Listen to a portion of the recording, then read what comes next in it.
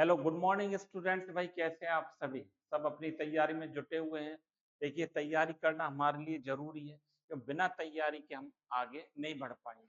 तो सारे चैप्टर्स का लगातार रिवीजन करते रहें और जब तक हम जितनी बार रिवीजन करेंगे चैप्टर्स का उतने ही हमारे लिए कंसेप्ट क्या होते जाते हैं, सारे क्लियर होते जाते हैं। तो आज की क्लास में बच्चों हम क्या बात कर रहे हैं? आज की बात में हम कर रहे हैं इसकी रिलेटिव स्टेबिलिटी ऑफ एल्कीन्स की बात कर रहे हैं कि एल्कीन का स्थायित्व। एल्कीन तो भाई समझते हो भाई एल्कीन क्या होता है। एल्कीन के स्थायित्व की बात करेंगे आज की क्लास में।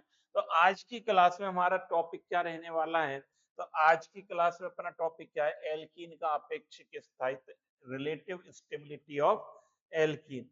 इसकी अपन बात करेंगे आज की क्लास में। सबसे पहले तो भाई एल्कीन को समझ लें कि एल्कीन क्या है।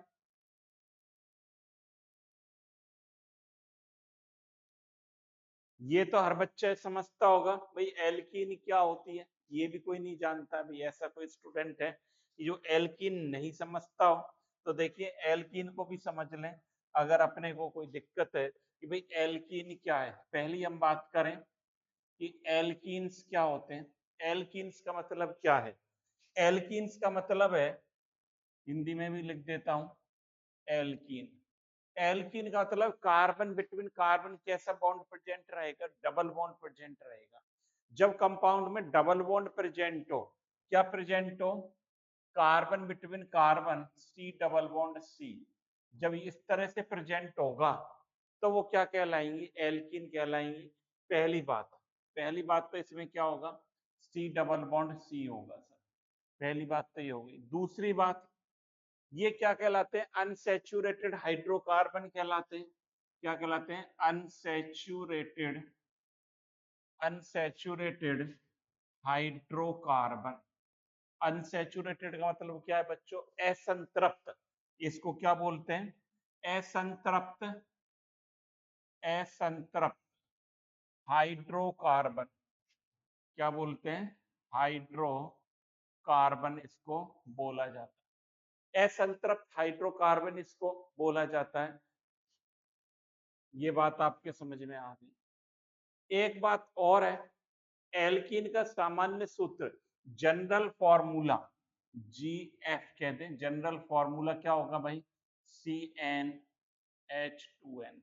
एल्कीन का सामान्य सूत्र क्या होता है? C N H two N होता है। इतनी जानकारी हमें आनी चाहिए एल्कीन के बारे में। जैसे एन बराबर, भैया एन बराबर कहां से स्टार्ट होगा? टू से स्टार्ट होगा, नंबर ऑफ कार्बन एटम से। एन बराबर टू से स्टार्ट कर दो, जैसे एन बराबर टू लिख दो तो C two H two into two क्या बन गया? C two H four. C two H four बन गया। क्या नाम कहलाएगा? इथीन। एथीन या इथीन एक ही बात है। क्या स्ट्रक्चर बनेगी? C double bond C H H, ऐसी तो लिखेंगे, या C H two double bond C H two. ये क्या कहलाएगा? एथीन कहलाता है बच्चों अपना। क्या कहलाएगा? एथीन कहलाएगा। इसको नोट कर लीजिए। और एन बराबर तीन रख दो सर, एक तो एग्जाम्पल और बता दो। अरे भाई एन बराबर तीन रखें तो क्या बन जाएगा? C N H two N है ना अपना, तो क्या बन जाएगा? C three H six. C three H six बन जाएगा। तो फॉर्मूला क्या होगा भाई? तीन कार्बन लिख लिए, एक डबल बॉन्ड लगा दे, C three C H C two C three H six. ये क्या कहलाएगा? ये कहलाएगा प्रोपीन। क्या कहलाएगा? प्रोपीन कहलाता है। ये क्या कहलाएगा कंपाउंड बच्चों? प्रोपीन कहलाएगा। इसी प्रकार एन बराबर हम फोर लिख दें, एन बराबर फोर लिख दूं तो ये क्या बन जाएगा? सी फोर एच एट बन जाएगा। इसका भी फॉर्मूला देख लो। दो कंपाउंड बन सकते हैं यहाँ पर। डबल बॉन्ड यहां लगा दूं या तो, या डबल बॉन्ड यहां लगा दूं। दो स्थिति आ सकती है। यहां पर मैं क्या लिखूंगा? C H three C H two C H C H three. ये C H three C H C H C H three. दोनों में देखिए C4H8 आ रहा है क्या, और कोई कम ज्यादा तो नहीं है, कार्बन हाइड्रोजन C3C4H8 आपको मिलेगा। अब नाम इनके अलग अलग होंगे, नाम इनका नोमेनक्लेचर कैसे करेंगे, जहां से डबल बॉन्ड नजदीक होता है, जहां से नियर क्या रहता है, डबल बॉन्ड, जहां से हमारा डबल बॉन्ड नियर होगा वहां से नंबर डाला जाता है। तो क्या करूंगा 1 2 3 4, ये तो क्या कहलाएगा 1 ब्यूटीन, क्या कहलाएगा 1 ब्यूटीन, 1 ब्यूटीन होगा, 1 ब्यूटीन लिखेंगे। ये वाला क्या होगा बच्चों, डेट इज 2 ब्यूटीन, ये क्या होगा 2 ब्यूटीन होगा। तो 2 ब्यूटीन बन गए, 1 ब्यूटीन और 2 ब्यूटीन। तो ये हमने एल्कीन के बारे में जनरल बातें देख ली, इतना सफिशियंट है कि एल्कीन क्या है, डबल बॉन्ड आएगा, अनसैचुरेटेड असंतृप्त हाइड्रोकार्बन है, फॉर्मूला क्या होता है CnH2n होता है। कुछ अपन ने क्या कर लिया, हमने इसके क्या देख लिए भाई, इसके एग्जाम्पल बात कर ली कि एथीन, प्रोपीन और ब्यूटीन। अब बात करते हैं इंपॉर्टेंट जो बात है, अपना टॉपिक है एल्कीन का आपेक्षिक स्थायित्व, रिलेटिव स्टेबिलिटी ऑफ एल्कीन।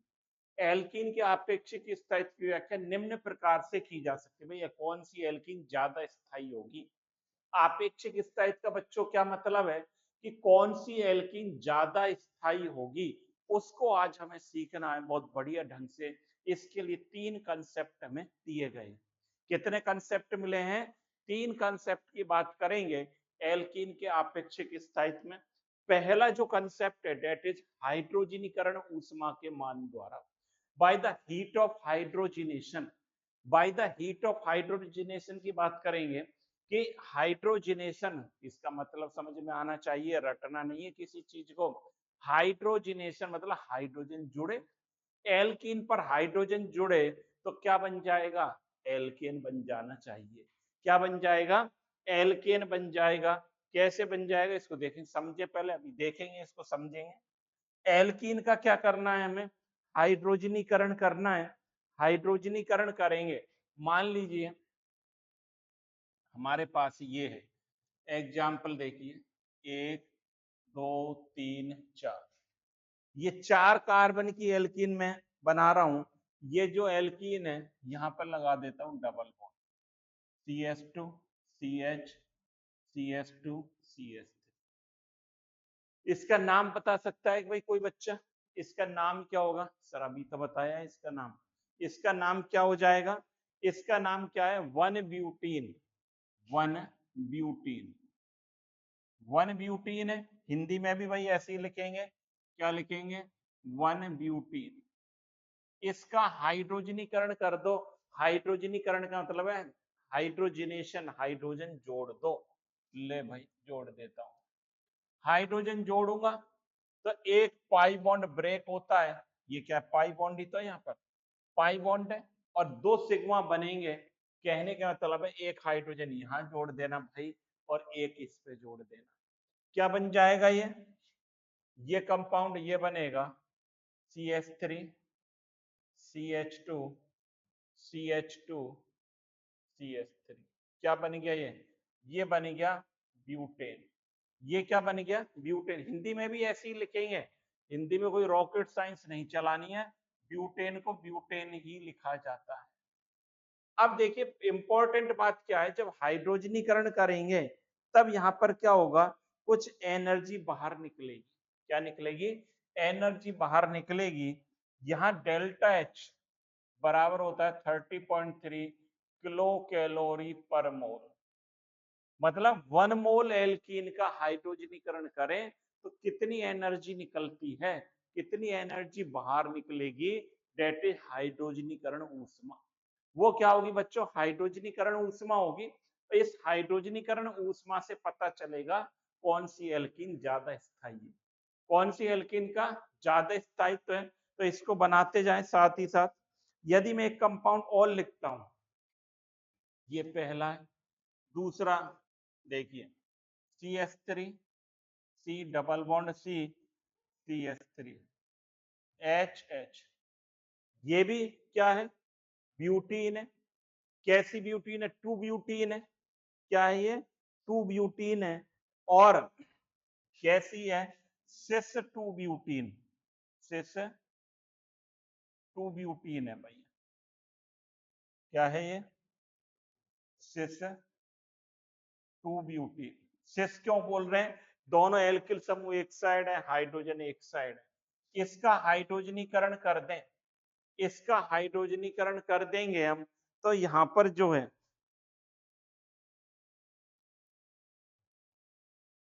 क्या बन जाएगा? प्रोडक्ट बनाओ, CH3 CH2 CH2 बनेगा तो एल्केन ही। यही बना ब्यूटेन। यहां पर जो है हाइड्रोजनीकरण ऊष्मा डेल्टा H बराबर -28.3 किलो, 28.6 है लगभग, किलो कैलोरी पर मोल। माइनस, इधर भी माइनस लगा सकते हैं। माइनस का चिन्ह किसको बताता है? कि ऊष्मा निकल रही है। माइनस प्लस का मतलब क्या है? यहाँ पर ऊष्मा बाहर हो रही है, ये माइनस को बता रहा है बच्चों। तो ये बात आप समझ रहे हैं कि मैंने 1 ब्यूटीन लिया तो ये कितनी ऊष्मा निकली? 30.3। 2 ब्यूटीन लिया तो 28.6 निकली।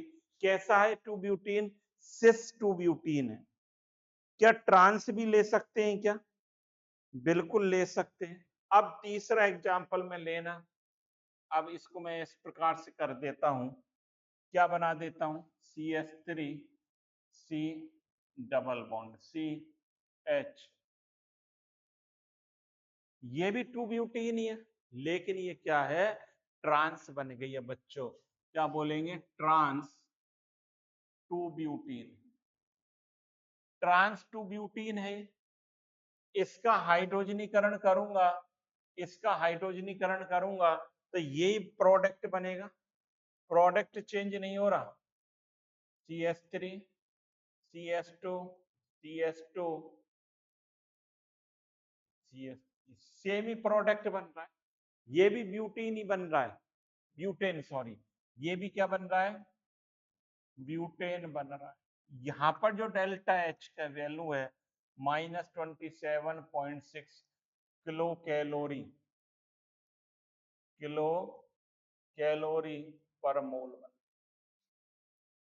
मतलब यहाँ पर इतनी एनर्जी बाहर निकल रही है, यहाँ पर इतनी एनर्जी बाहर निकल रही है। इसको भी बनाना चाहते हैं ऐसे, थोड़ा सा अच्छा लगेगा देखने में। CH2 CH3 प्रोडक्ट तो यही बनेगा। ये 27.6 किलो कैलोरी मोल एनर्जी निकल रही है। अब इससे सर पता कैसे चलेगा हमें? हमें क्या पता चले कि कौन सी स्थायित्व ज्यादा है, किसका कम है? देखिए, ज्यादा एनर्जी निकलेगी बाहर तो उसका स्थायित्व उतना ही कम हो जाएगा। समझ रहे हैं? जो जिसकी एनर्जी कम होगी, ये जो हाइड्रोजनेशन एनर्जी कम होगी, वो कंपाउंड ज्यादा स्थायी होगा। जिसकी एनर्जी कम है वो ज्यादा स्थायी। और जब एनर्जी ज्यादा हो जाती है, भाई गुस्सा आ जाता है किसी को, एनर्जी ज्यादा हो गई तो उसकी स्टेबिलिटी कम हो जाती है, रिएक्टिविटी बढ़ जाती है। दैट नेचुरल प्रोसेस है। आप अपने दोस्त को थप्पड़ मार देना, थप्पड़ मारते ही उसका पारा हाई हो जाएगा, उसकी एनर्जी भाई बढ़ जाएगी, और एनर्जी बढ़ते ही उसकी स्टेबिलिटी कम हो जाएगी। या तो तुम्हें तो थप्पड़ मारेगा, ये इधर उधर भागेगा। भाई गुरुजी किसी को थप्पड़ लगा दें क्लास में, वैसे अब थप्पड़ लगा ही नहीं जाते, सरकार ने मना कर रखा है कि थप्पड़ मत लगाइए। तो थप्पड़ और डंडे, पहले डंडे से पिटाई होती थी, मुर्गा बनाया जाता था, ज्यादा कोई करे तो मुर्गा दौड़ लगवाई जाती थी, प्रार्थना सभाएं होती थी, वहां पर पीटी होती थी। आधा स्ट्रेस तो स्टूडेंट का बहुत ही खत्म हुई, प्रार्थना प्रेयर में, असेंबली में खत्म हो जाता था। अब स्टूडेंट ज्यादा स्ट्रेस में आने लगे। क्यों आने लगे? स्कूल में ठुकाई पिटाई क्या हो गई? बंद हो गई। और बंद हो गई, उससे स्ट्रेस हमारे बढ़ता जा रहा है। खैर कोई बात नहीं। यहां पर देखिए, जिसकी एनर्जी कम होगी, जिसकी एनर्जी क्या होगी? कम होगी, उसकी स्टेबिलिटी क्या होगी? ज्यादा होगी। सीधा सीधा फंडा है आपका। अब आप बता सकते हो 1 ब्यूटीन 2 ब्यूटीन, और देखो माइनस प्लस पर वहम मत खाना, माइनस तो मतलब निकल रही है, इसकी 30.3 है, 28.6 इसकी कम है, इसकी और भी कम। सबसे ज्यादा स्टेबल ये हो गया, स्टेबिलिटी ऑर्डर क्या हो गया इसका मतलब? स्टेबिलिटी ऑर्डर क्या हो गया इसका? Trans trans two butene, trans two butene सबसे ज्यादा स्टेबल, उससे कम स्टेबल सिस टू ब्यूटीन, क्या लिखूंगा? सिस टू ब्यूटीन, उससे कम स्टेबल वन ब्यूटीन, वन। ये स्टेबिलिटी ऑर्डर निकलकर अपना आ गया, तो इसको भी नोट कर लेना। यहां पर देखिए ये, अब इसकी थ्योरी पर आ जाओ भाई, थ्योरी क्या कहती है? बहुत ही सिंपल है, निहायत सिंपल है, एग्जाम में पूछा जाता है भाई जिसकी एनर्जी कम है वो ज्यादा स्टेबल है। हाइड्रोजनीकरण ऊष्मा से कैसे करोगे बच्चों? वे समावयवी एल्कीन जिनके हाइड्रोजनीकरण पर एक समान उत्पाद अर्थात एल्कीन बनते हैं। सब में एल्कीन बन रहा था भाई, वन ब्यूटीन लिया हमने, सिस लिया, ट्रांस लिया, सब में एक ही प्रोडक्ट बन रहा था। ये करेंगे समान उत्पाद बन रहा है, उनके स्थायित्व की व्याख्या उनकी हाइड्रोजनीकरण ऊष्माओं के आधार पर की जा सकती है। ये बात कर सकते हैं कि नहीं? यही तो बात करिए अभी, हाइड्रोजनीकरण ऊष्मा के आधार पर की जा सकती है। एक मोल एल्कीन के हाइड्रोजनीकरण से उत्पन्न हुई ऊष्मा को हाइड्रोजनीकरण ऊष्मा कहते हैं। एक मोल का हाइड्रोजनीकरण, एक मोल ही तो लिया, एक मोल लिया यहां पर,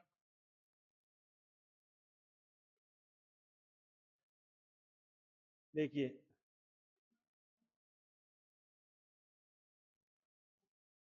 ये जो हमने लिया क्या है, ये एक मोल ही है, एक ही तो, वन ही तो है, सोशियोमेट्रिक कोफिशिएंट वन ही लिखा है, तो वन मोल है ये।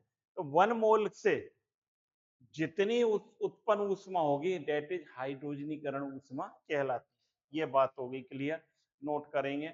साथ ही साथ इंग्लिश वाले बच्चे भी देख लें, दो isomeric alkenes which give the which give the same product, that is alkane, which give the same product alkane on hydrogenation, their stability can be explained on the basis of the value of their heat of hydrogenation. The heat evolved during the hydrogenation of one mole of alkene is called the heat of hydrogenation. एक मोल का hydrogenation करें, hydrogenation करें, hydrogen को जोड़ दें, तो वो जितनी हीट निकलेगी वो क्या कहलाएगा? हीट ऑफ हाइड्रोजनेशन कहलाता है। इस बात को आप नोट कर लेंगे यहाँ पर, ये बात आप क्या करेंगे? नोट करेंगे। पहली बात तो ये होगी क्लियर, पहला कंसेप्ट हो गया हाइड्रोजनीकरण ऊष्मा के द्वारा, ये एग्जाम्पल नोट कर लिया हमने। अब दूसरी बात देखें, जिस एल्कीन की हाइड्रोजनीकरण ऊष्मा अधिक होगी उसकी उस पोटेंशियल एनर्जी भी अधिक होगी। ऊष्मा अधिक होगी तो एनर्जी ज्यादा बढ़ गई उसकी, स्थितिज ऊर्जा भी अधिक होती है। लेकिन स्थायित्व स्थितिज ऊर्जा के व्युत्क्रमानुपाती होता है कि ऊर्जा बढ़ेगी तो स्थायित्व घटेगा। अतः हाइड्रोजनीकरण ऊष्मा का मान अधिक होने पर स्थायित्व कम होता है। अतः हाइड्रोजनीकरण ऊष्मा के मान के आधार पर तीनों समावयवी एल्कीन के स्थायित्व का क्रम निम्न होगा। यही लिखा था अभी हमने, ट्रांस टू ब्यूटेन, यही लिखा था, ये रहा ट्रांस फिर सिस टू ब्यूटीन और वन ब्यूटीन, ये होगा stability order. The alkene having higher heat of hydrogenation also possesses higher potential energy, but stability is inversely proportional to the potential energy. Therefore, greater the heat of hydrogenation, lower is the stability. Stability भाई क्या हो जाएगी? कम हो जाएगी। आप तो natural process समझ लें, जिसकी एनर्जी ज्यादा उसकी स्टेबिलिटी कम, रिएक्टिविटी उसकी बढ़ेगी। क्या बढ़ेगी? रिएक्टिविटी बढ़ जाएगी, क्योंकि जब आदमी गुस्सा आता है तो बहुत ज्यादा जिग-जैग हो जाता है, बहुत ज्यादा अफरा-तफरी में हो जाता है, दिमाग काम नहीं करता, अनस्टेबल हो जाता है। Lower stability, hence on the basis of heat of hydrogenation, the order of stability of the above three isomeric alkene is trans 2 butene, cis और 1 butene। ये हो जाए, इस प्रकार से आप देख सकते हैं कि कौन सी एल्कीन ज्यादा स्थायी होगी। पहला कंसेप्ट कर लिया, दो कंसेप्ट भाई अभी और हैं, तो इसको नोट कर लें। तो नोट कर लिया भाई। अब आ जाओ दूसरे कंसेप्ट पर, एक कंसेप्ट और होगा, चलिए दूसरा कंसेप्ट क्या है, by the heat of combustion, क्या है, दहन ऊष्मा के मान द्वारा। पहले तो हीट ऑफ हाइड्रोजनेशन को देखा, अब कंबशन। अब सर कंबशन क्या होता है, दहन क्या होता है? देखिए दहन के बारे में समझ लें। किसी भी हाइड्रोकार्बन का दहन करें, that is burning in presence of oxygen. Hydrocarbon को आप जलाएं एयर की प्रेजेंस में, एयर का मतलब ऑक्सीजन की प्रेजेंस में। हमेशा बच्चों याद कर लेना, दो ही प्रोडक्ट बनेंगे, CO2 और H2, और कुछ ना बने, और कुछ नहीं बनने वाला। दो ही प्रोडक्ट बनेंगे, कार्बन डाइऑक्साइड और H2O। आंख बंद करके लिख देना, आंख बंद करके लिख देना कि दो प्रोडक्ट बनेंगे। देखिए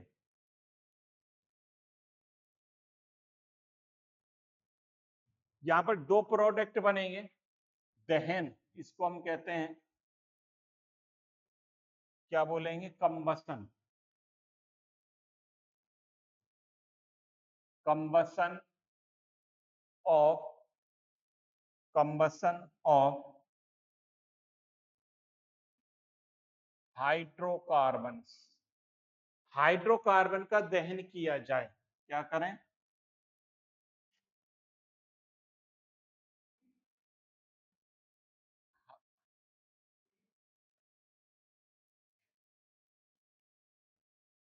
हाइड्रोकार्बन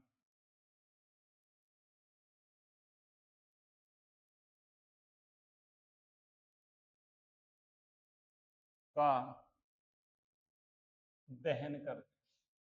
हाइड्रोकार्बन का दहन का मतलब क्या है, एयर की प्रेजेंस में इसको बर्न करें, कर लो एयर की प्रेजेंस में। जैसे मैंने वन, वही एग्जांपल लिखेंगे, जैसे 1 ब्यूटीन लिखेंगे पहले, देखो CH3 CH2 CH, 1 ब्यूटीन है, इसका दहन कराएं ऑक्सीजन की प्रेजेंस में, क्या करूं, O2, प्रोडक्ट क्या बनेगा, आंख बंद करके लिखना है, CO2 और H2, CO2 और H2। आंख बंद करके यूं मत करना, मैं कह रहा हूँ कि रटा होना चाहिए, दो ही प्रोडक्ट बनेंगे, CO2 और H2। अब इसको बैलेंस कर रही हो भाई, जरा इसको बैलेंस करना आना चाहिए रिएक्शन को। कैसे, कार्बन यहाँ भाई कितने, 4, CO2 कितने हैं, दो, एक बन रहा है, तो 4 से मल्टीप्लाई 4 CO2 हो गए। हाइड्रोजन 3 2 5 6 7 8, 8 हाइड्रोजन है, यहाँ पर 2 है, तो 4 से मल्टीप्लाई कर दो, 4H2। ऑक्सीजन को जब आप बैलेंस करेंगे, ऑक्सीजन, तो ये जो है CO2 H2O, कार्बन कितने बने, 4, तो 4 CO2 कर दिए। हाइड्रोजन 8 है तो वहां 8 कर दिए। ऑक्सीजन को बैलेंस करने के लिए ट्रिक सीख लें, ऑक्सीजन को बैलेंस करने की ट्रिक, ऑक्सीजन यहां से बैलेंस नहीं करेंगे, वहां से करना। ये इंपॉर्टेंट बात है, ये किताबों में लिखी नहीं मिलेंगी आप, ये बुक्स में आपको लिखा हुआ नहीं मिलेगा, ये टीचर ही बताएंगे आपके, भाई कैसे याद करना है इनको, इसलिए क्लास को देखना जरूरी है। अब इसको बैलेंस कैसे करें, इस साइड से, राइट साइड से ऑक्सीजन को बैलेंस करेंगे। ऑक्सीजन कितनी हो गई, 8, 4 गुणा 2 8, तो यहाँ पर ऑक्सीजन है भाई 8, तो यहाँ पर है, यहाँ पर कितनी है, यहाँ पर है सर 4 ऑक्सीजन।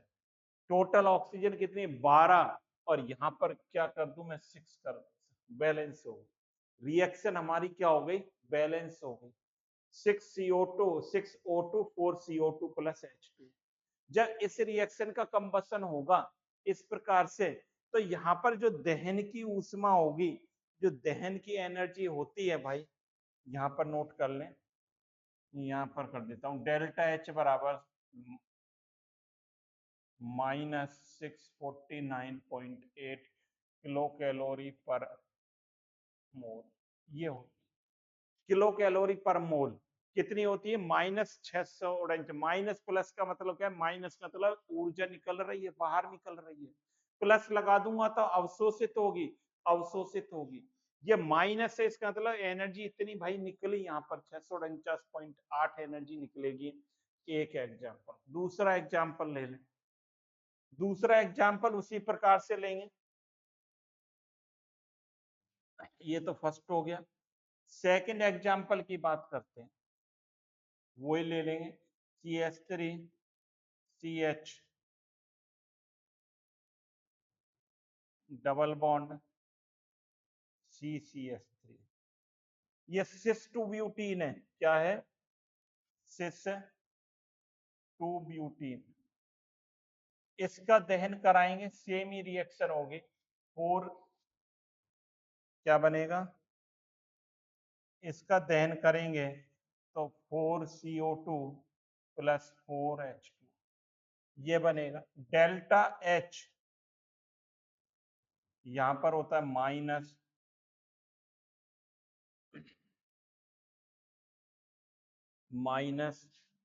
648.1 किलो कैलोरी पर मोल।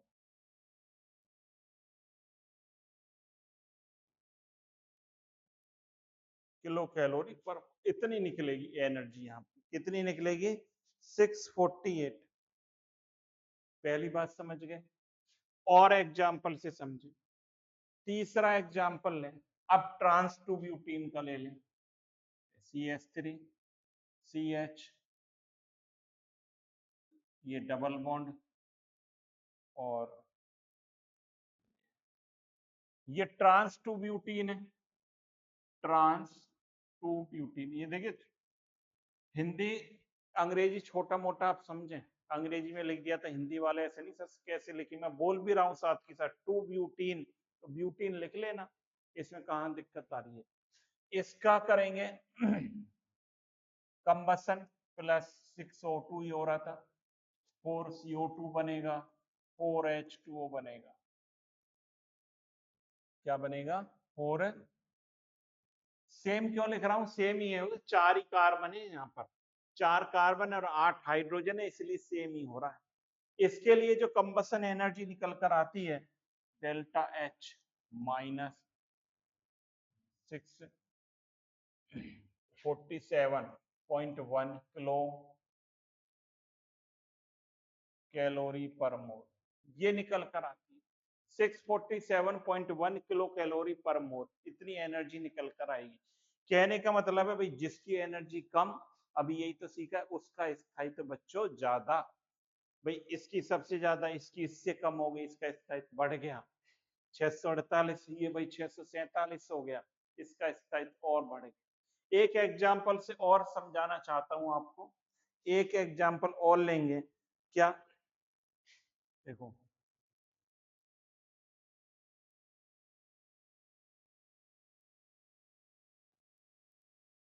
इसमें भी 4 कार्बन है, 8 हाइड्रोजन, 2 मिथाइल प्रोपीन है। क्या है ये?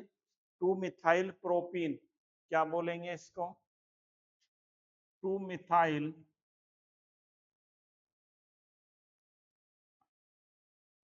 प्रोपीन। क्या बोलेंगे? 2 मेथिल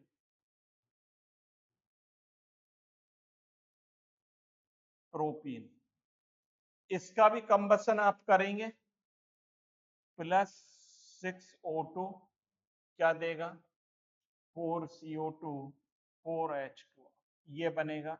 इसके लिए डेल्टा H रहता है माइनस 646.1 किलो कैलोरी पर मोल। ये प्रैक्टिकली है, ये एनर्जी की वैल्यू। ये कैसे याद करें, ये ध्यान रखना पड़ेगा, प्रैक्टिकली वैल्यू चाहिए। तो इसके लिए और कम आ गया, मतलब इसकी स्टेबिलिटी और बढ़ गई, इसकी स्टेबिलिटी और ज्यादा बढ़ जाएगी।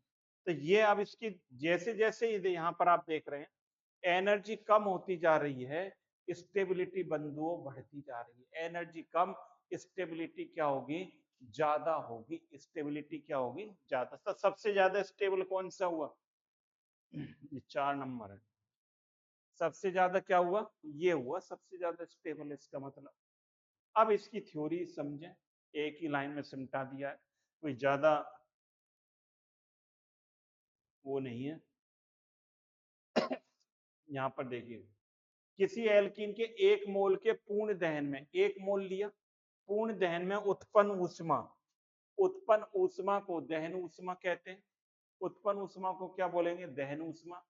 जिस एल्कीन के दहन से सबसे कम ऊष्मा उत्पन्न होती है वह सबसे अधिक स्थायी होती है। जिससे क्या होगी? सबसे कम ऊष्मा उत्पन्न होगी वो सबसे कम, सबसे अधिक स्थायी होगा, जिससे सबसे कम ऊष्मा उत्पन्न होगी। डी वाला से सबसे कम उत्पन्न ऊष्मा हो रही थी बच्चों, उससे बच्चों सबसे कम हो रही थी, अभी आप देख रहे थे, ये था। इससे कहां गया,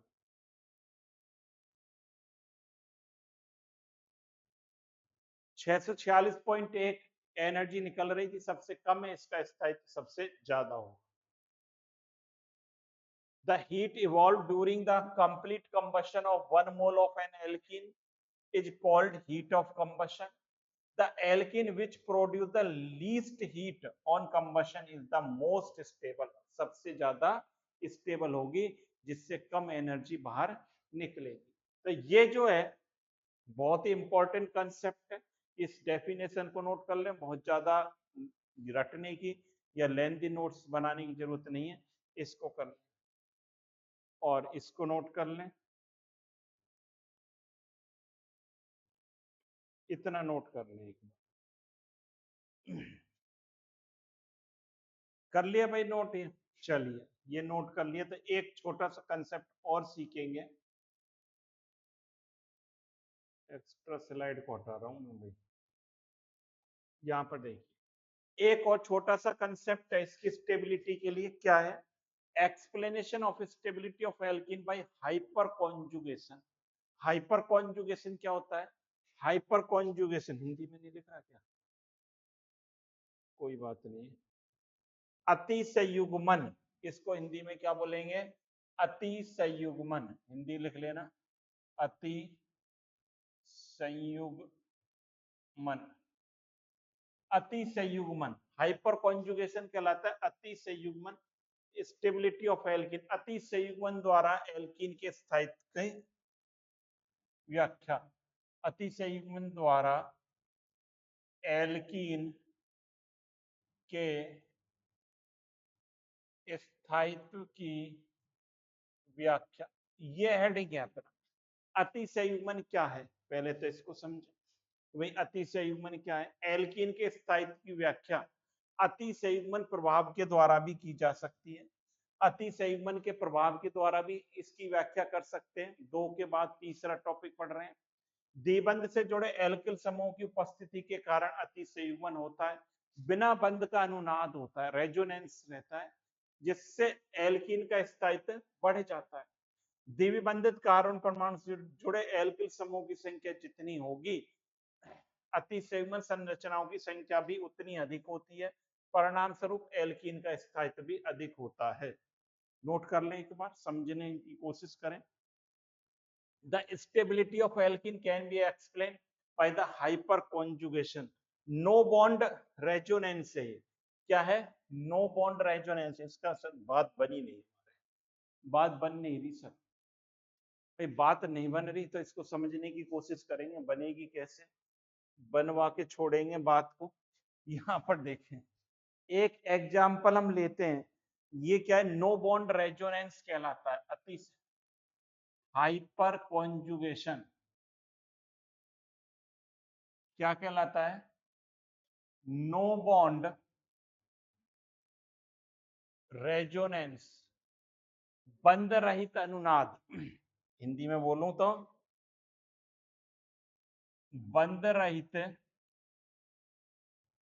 अनुनाद, सॉरी बंध रहित कैसे है सर, देखिए कैसे है, यहाँ देखो ये समझने की कोशिश करें, ये CH3 हो गया सर, ये HCH, ये CS, ये ऐसे हो, ये कंपाउंड मैंने लिख दिया है भाई, और इसका नाम क्या है, इसको ऐसे भी लिख सकता हूं ना, CH3 CH double bond CH2, sir ये तो अपना प्रोपीन है, भाई मैं भी यही कह रहा हूं, ये प्रोपीन ही है, ये क्या है, प्रोपीन है। अब नो बॉन्ड रेजोनेंस अति संयुग्मन सर इसमें कैसे होगा, अति संयुग्मन होता है हाइड्रोजन के sigma bond, sigma bond of hydrogen, overlapping होती है इसमें sigma bond of hydrogen with pi bond और चार्ज के बिटवीन। कैसे होगा सर ओवरलैपिंग, यहाँ पर समझे भाई, यहाँ पर देखो ये इलेक्ट्रॉन यहाँ जाए तो ये यहाँ जाए, और ये क्या बनेगा, इस वाले अल्फा हाइड्रोजन की बात कर रहे हैं, ये डबल बॉन्ड से बंधित जो कार्बन है ये अल्फा कार्बन है, और अल्फा कार्बन से जो हाइड्रोजन जुड़ेगा वो अल्फा हाइड्रोजन। अतिसंयुग्मन जब होगा जब अल्फा हाइड्रोजन प्रेजेंट रहेगा। एक बात ये भी याद रखना, अल्फा हाइड्रोजन होना चाहिए। ये यहां आ गया, क्या स्ट्रक्चर बन गई भाई, ये ऐसा बन गया H, ये C, ये H पर बंध तो टूट ही गया आपका, नो बॉन्ड हो गया, नो बॉन्ड, बंध रहित हो गया। ये H और ये CH और ये सिंगल बॉन्ड। एक तो ये बन सकती है संरचना, एक स्ट्रक्चर क्या बन सकती है, ये बन सकती है, ये बन सकती है, बिल्कुल सर। ये बॉन्ड यहां शिफ्ट हुआ, ये यहां हुआ। और क्या बन सकती है, या नीचे लिख रहा हूं, देखिए और क्या। अभी ये हाइड्रोजन गया, ये वाला भी तो जा सकता है, बिल्कुल sir. H positive, C H,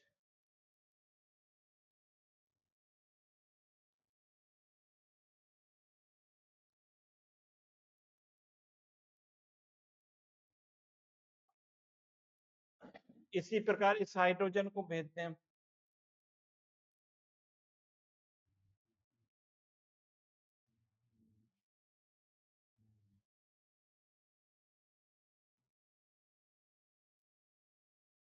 तो भाई ये यहाँ पर डबल बॉन्ड आएगा सर, ये डबल बॉन्ड हो गया ना भाई।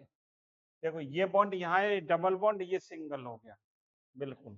तो ये इस प्रकार से double bond CH CH2 mine, ये बन गया। एक रेजोनेटिंग स्ट्रक्चर और बन सकती है, HCH। अब H पॉजिटिव, ये जाए double bond, CH single bond. मतलब 3 अल्फा हाइड्रोजन है यहाँ पर। यहाँ पर जो अल्फा हाइड्रोजन कितने हैं, अल्फा हाइड्रोजन 3 है। तो 3 रेजोनेटिंग स्ट्रक्चर बन सकती है कि नहीं, 3 रेजोनेटिंग स्ट्रक्चर बन सकती है। बंद आपको दिखाई दे रहा है कि नहीं, हाइड्रोजन का सिग्मा बॉन्ड है और पाई बॉन्ड के बीच ओवरलैपिंग हो रही है, दैट इज हाइपर कॉन्जुगेशन। जितनी ज्यादा हाइपर कॉन्जुगेटिव स्ट्रक्चर बनेंगी, जितनी ज्यादा, स्टेटमेंट सुनना, जितनी ज्यादा अनुनादी संरचना अतिसंयुग्मन होगा, संरचनाएं बनेंगी, उसका स्थायित्व उतना ही ज्यादा होगा, उस एल्कीन का स्थायित्व उतना ही ज्यादा होगा। जितनी, मतलब दूसरी बात ये होगी कि अल्फा हाइड्रोजन जितने ज्यादा होंगे, स्टेबिलिटी ऑफ एल्कीन उतनी अधिक होगी। स्टेबिलिटी ऑफ एल्कीन, एल्कीन का स्थायित्व, एल्कीन का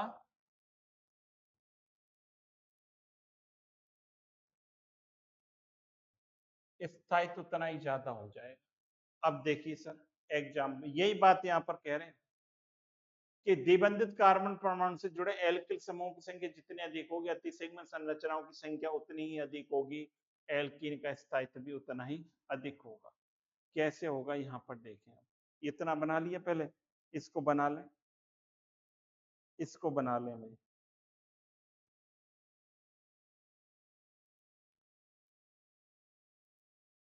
अब एग्जाम्पल से समझें, देखिए यहां समझे, मैं एक एग्जाम्पल लिख रहा हूं, अब आप बताना। देखो पहला है CH2 डबल बॉन्ड CH2, दूसरा यहां लिख देता हूं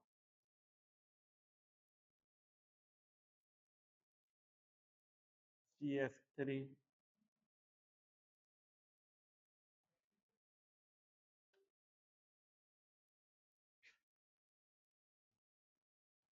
ये तीसरा ये है। दो बना लिए, दो एग्जाम्पल लिख लें, दो एग्जाम्पल लिख लें, तीसरा ये लिखें,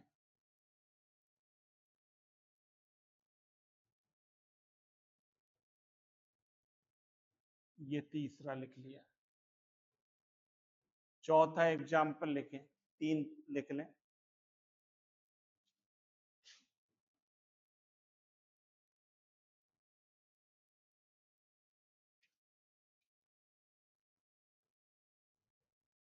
ये चार एग्जाम्पल लिख लिए। और यही लिख दूं क्या, यही लिख दो सर, कोशिश करो। 4 बना लो, ये 4 एग्जाम्पल बना लें।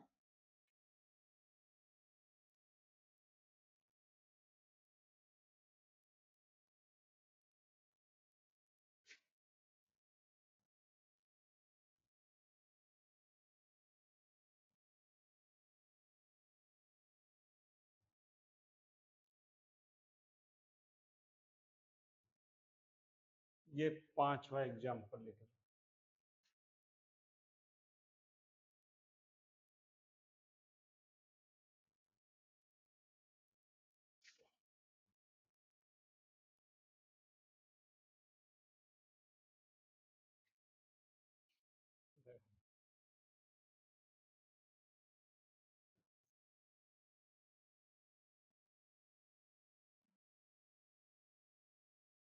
एक ये लिख लें।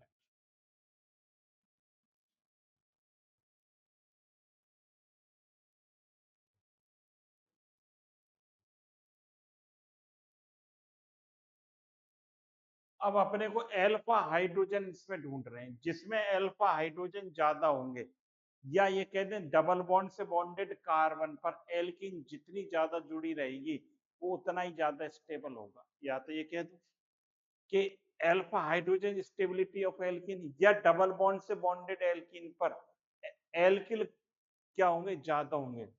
मोर एल्किल, मोर एल्किल लिख रखा है सर, नहीं लिख रखा है, लिखा मिल जाएगा अभी, पहले इसको समझ लें। कैसे? यहां पर अल्फा हाइड्रोजन कितने हैं सर, 0। ये डबल बॉन्ड से बॉन्डेड कार्बन है, इन पर आगे कार्बन भाई कितने जुड़ रहे हैं, एक भी नहीं जुड़ रहा, तो अल्फा कार्बन है ही नहीं, अल्फा कार्बन नहीं है, अल्फा कार्बन यहाँ 0 है तो 0। यहाँ पर देखो ये वाला अल्फा कार्बन है, तो अल्फा हाइड्रोजन इस पर 3 है। यहाँ पर ये भी अल्फा, ये भी अल्फा, ये क्या सिस है, सिस टू ब्यूटेन। सिस की स्टेबिलिटी ट्रांस के कंपेयर में कम होती है, सिस की स्टेबिलिटी कम होती है क्योंकि यहाँ पर ये इंटरेक्शन क्या रहती है, त्रिविम बाधा रहती है, स्टेरिक हिंड्रेंस जिसको कहते हैं। ये दोनों मोटे मोटे बैठे हैं तो बाधा उत्पन्न होगी, मेरी तरह मत कह देना सर की तरह मोटे मोटे बैठे हैं। ये क्या है, त्रिविम बाधा उत्पन्न होगी, ये क्या है, स्टेबिलिटी को कम करेगी। ये इसका क्या है, ट्रांस है, ये ट्रांस रूप है, इसकी स्टेबिलिटी ज्यादा है। यहां भी कितने अल्फा हाइड्रोजन 6 है, अल्फा हाइड्रोजन कितने 6 है। यहां पर ये अल्फा है, अल्फा कितने, केवल 2 ही है। इसमें अल्फा हाइड्रोजन कितने नजर आते हैं, 2 ही नजर आते हैं। यहां हम बात करें भाई कहां पर, इसमें अल्फा हाइड्रोजन कितने हैं, ये भी अल्फा है, ये भी अल्फा है, 6 है। इसकी मैं बात करूं यदि, अल्फा हाइड्रोजन 3, ये अल्फा, ये अल्फा, ये अल्फा, 9, यहाँ अल्फा हाइड्रोजन 12 है, ये सब अल्फा है।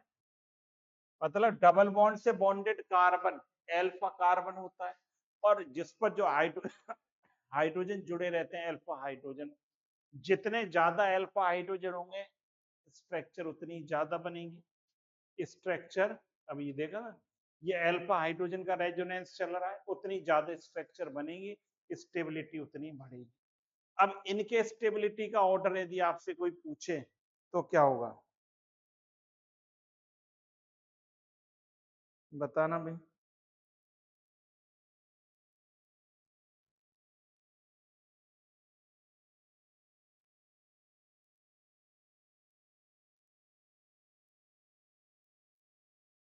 इनके स्टेबिलिटी का सबसे ज्यादा अल्फा हाइड्रोजन किसमें, 7 नंबर की में, तो स्टेबिलिटी ऑर्डर क्या रहेगा, स्टेबिलिटी ऑर्डर 7 सबसे ज्यादा, 12 है भाई अल्फा, उससे कम 6, उससे कम 6 रहेगा। इसमें 12, इसमें 9, अब इसमें भी कितने 6 है, और इसमें भी 6 है, किसमें, 3 में।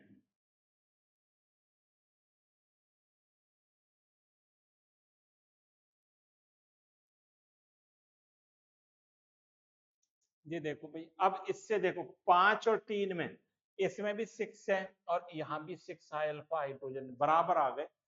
बराबर आ गए तो ट्रांस वाली की स्टेबिलिटी ज्यादा रहती है या इंटरेक्शन कम रहता है। तो इसके बाद क्या रहेगा, 5 नंबर की स्ट्रक्चर रहेगी, 5 नंबर की। इसके बाद 3 नंबर की रहेगी, 3 नंबर की रहेगी। इसके बाद इसमें 3 है, इसमें 2 है, तो 2 नंबर की रहेगी। इसके बाद 4 नंबर की रहेगी और इसके बाद 1 नंबर की रहेगी। तो 7 6 5, फिर क्या रहेगा, 3 2 4 और 1। ये इसके स्टेबिलिटी ऑर्डर रहेगा। बात समझ में आ गई होगी कि स्टेबिलिटी ऑर्डर कैसे निकालेंगे। अल्फा हाइड्रोजन देख लें, चाहे एल्कीन पर जो एल्किल समूह जुड़े उसको देख लें, डबल बॉन्ड से बॉन्डेड कार्बन पर जो ज्यादा होंगे उसमें ज्यादा अतिसंयुग्मन होगा, ज्यादा संरचनाएं बनेगी, स्टेबिलिटी उसकी उतनी ही बढ़ जाती है। अब स्टेटमेंट देख लें आप, ये रहा, यही बात लिखिए।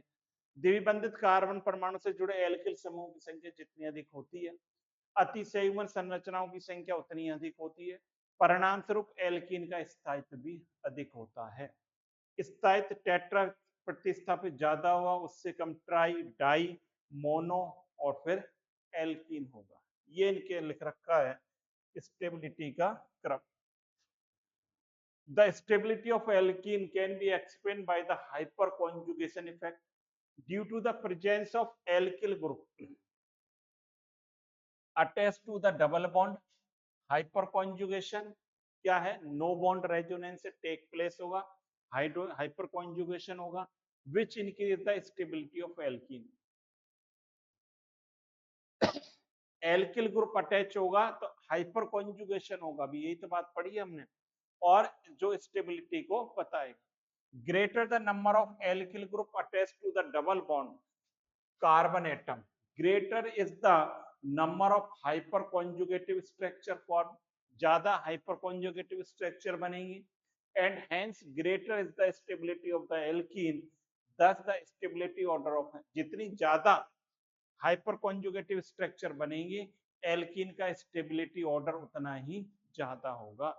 टेट्रा सब्स्टिट्यूटेड सबसे अधिक स्थायी है, उससे कम ट्राई है, उससे कम डाई सब्स्टिट्यूटेड, मोनो सब्स्टिट्यूटेड और एल्कीन, इथाइलिन।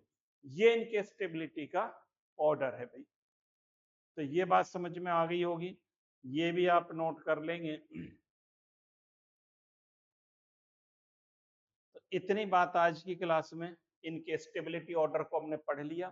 काफी इंपॉर्टेंट टॉपिक है, इसको आप पढ़ेंगे, साथ ही साथ क्या करना है आपको, रिवीजन भी करना है। ज्यादा ज्यादा आप रिवीजन करते रहें, सारी क्लासेस आपको अप टू मार्क मिल रही हैं, पढ़ते रहें, आपको कहीं कोई दिक्कत आने वाली नहीं। चलिए, थैंक यू स्टूडेंट्स, नई क्लास में नए टॉपिक के साथ मिलते हैं, जब तक के लिए आप इनको पढ़ते रहें।